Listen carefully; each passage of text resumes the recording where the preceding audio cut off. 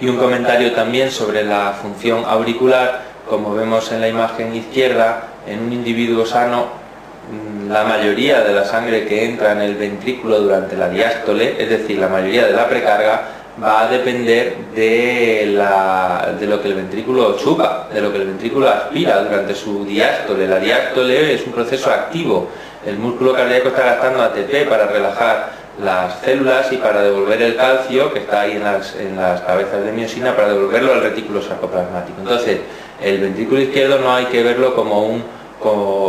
una cámara elástica, es una cámara que activamente se contrae y activamente se relaja, y esa relajación chupa sangre, atrae sangre a su interior desde las aurículas, de tal manera que en el paciente, en la persona sana, el 80% de la sangre que entra en la diástole entra gracias a que el ventrículo izquierdo chupa, no a que la aurícula se contrae. Solo al final de la diástole la aurícula contribuye un poquito al llenado ventricular, pues lo que se representa ahí en el esquema, pues en torno a un 20%, pero solamente en una proporción pequeña. De esta forma, si alguien un día pierde las aurículas, no las pierde que se caigan, sino que las pierde que dejan de contraerse, como ocurre por ejemplo en la fibrilación auricular, pues generalmente el paciente puede que incluso no note nada, y el paciente pues a lo mejor se ponen en marcha ciertos mecanismos de compensación y el paciente ni se entera, y hay muchos pacientes que tienen fibrilación auricular asintomática. Pero hay una situación particular que es la que se representa en la imagen de la derecha, y es aquellas personas con enfermedades que producen un compromiso o un fallo en la capacidad de relajación ventricular, un fallo en la diástole. Estas enfermedades, como la miocardiopatía hipertrófica o restrictiva, o cuando hay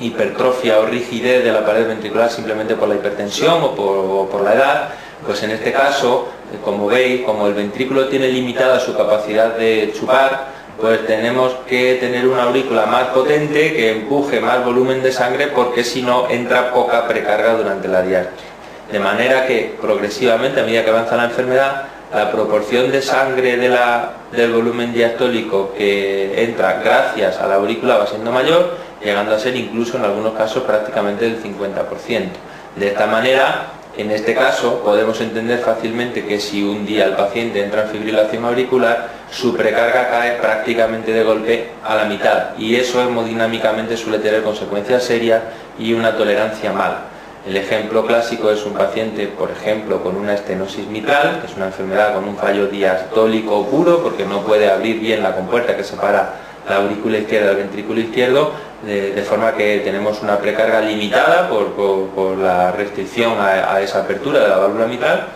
de tal manera que en ese paciente la aurícula juega un papel fundamental para mantener la precarga. En el momento en que la aurícula deja de funcionar, el paciente suele tener la entrada en fibrilación auricular, suele tener el paciente una descompensación clínica muy significativa que suele llevar a urgencias, pues, por un episodio de insuficiencia cardíaca aguda, en ocasiones grave. La fracción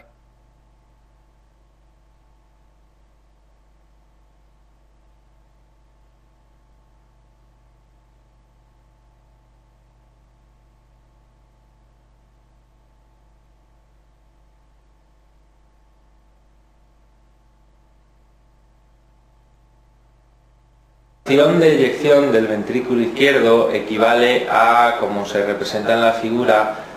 un cociente del volumen sistólico de eyección dividido entre el volumen telediastólico. ¿Esto cómo lo explicamos? Pues de toda la sangre que tiene el ventrículo izquierdo justo antes de la contracción, cuando termina la sístole, cuando termina la contracción, hay una parte que ha salido hacia la aorta y otra parte que queda como remanente dentro del ventrículo, que se llama volumen telesistólico. Esto hace que, como no sale el 100% de la sangre, sino es una proporción, podemos estimar esta fracción de eyección como un equivalente a la fuerza con la que se está contrayendo el ventrículo izquierdo. Esto tiene limitaciones porque realmente no es equivalente la fracción de eyección a la contractilidad, pero de forma general, para comprender la asignatura de cardiología, probablemente es bueno tener esta identificación. La fracción de eyección equivale a la fuerza con la que se contrae el ventrículo izquierdo. Y en condiciones normales, como se marca en la figura, está en torno al 60-65%. Dicho de otra manera, de toda la sangre que hay en el ventrículo justo antes de contraerse, el 60 o 65% sale hacia la aorta y el restante 35-40% se queda en el ventrículo, de forma que tendrá que venir sangre nueva en la siguiente diástole para proceder a la siguiente contracción.